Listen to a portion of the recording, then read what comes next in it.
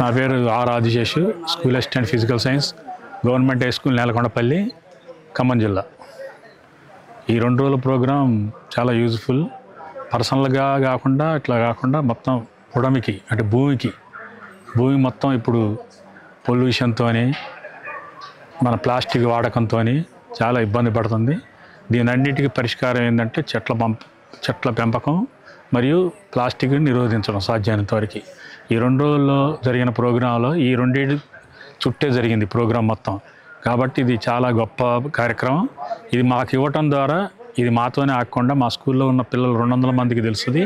ఈ 200 మంది మేము ప్రతి క్లాస్ నుంచి 2 లీడర్లను సెలెక్ట్ చేయటం, తద్వారా కమిటీలు ఏర్పాటు చేసి ఈ కార్యక్రమాన్ని స్కూల్ లెవెల్కి, దాని నుంచి గ్రామ లెవెల్కి, దాని నుంచి మండల స్థాయికి, జిల్లా స్థాయికి వ్యాపింపజేస్తాం. ఇట్లాగా ఈ కార్యక్రమాలు ముందు ఇంకా మాతోనే ఆగకుండా ఇంకా మిగిలిన స్కూల్ని కూడా కవర్ చేస్తూ ఈ CGR వాళ్ళకు కూడా తీసుకుంటే ఇంకా బాగుంటుంది. ఇది చాలా స్వచ్ఛందంగా చాలా నిజాయితీతో తీసుకున్న ప్రోగ్రాం కాబట్టి ఇది సక్సెస్ అయింది. ఈ సక్సెస్ అనేది ఒకరికి ఇద్దరికి పరిమితం కాకుండా భూమి మీద ఉన్న మానవ జాతికి, జీవన జాతి మొత్తానికి ఉపయోగపడుద్ది. కాబట్టి ఈ కార్యక్రమం అందరూ ఒక బాధ్యతగా, ఏదో డ్యూటీలాగా కాకుండా సంపూర్ణ బాధ్యత స్వీకరించి ఈ కార్యక్రమం ముందుకు తీసుకెళ్లాలని నేను కోరుతున్నా.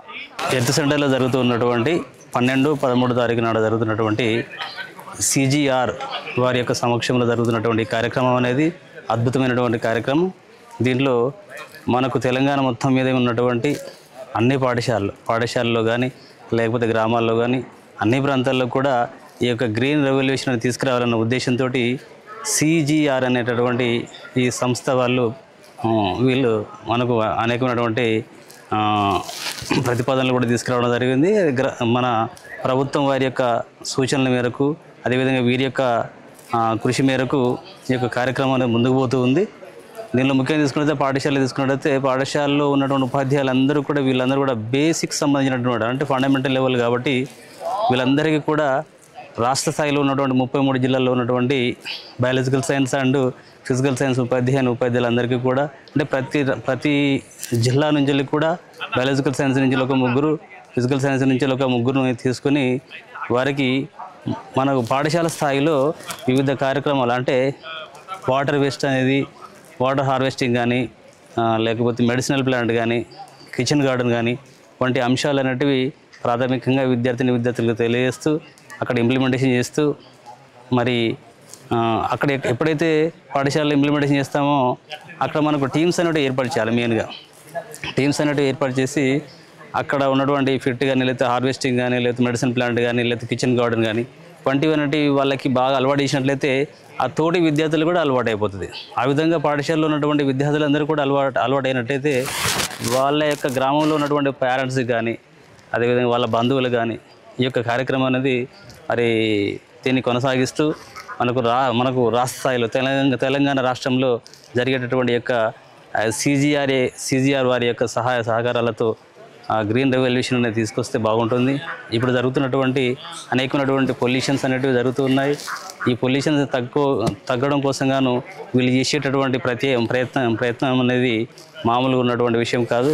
దీని అందరూ కూడా ప్రతి ఒక్కరు కూడా ఇది నాకు సంభవిస్తుంది అనే ఉద్దేశంతో ఖచ్చితంగా అందరూ కూడా ఇంప్లిమెంటేషన్ చేయవలసిన అవసరం ఉంటుంది. నా పేరు కె సదాశివుడు. నేను కామారెడ్డి జిల్లా నుంచి 2 రోజుల ఓరియంటేషన్ ప్రోగ్రాంలో పాల్గొనడానికి రావడం జరిగింది. నేను ప్రస్తుతము కామారెడ్డి జిల్లా FPST జనరల్ సెక్రటరీగా పనిచేస్తున్నాను. అయితే ఈ 2 రోజుల కార్యక్రమం అనేది, ఓరియంటేషన్ కార్యక్రమం అనేది చాలా మాకు ఇన్స్పిరేషన్గా ఉంది.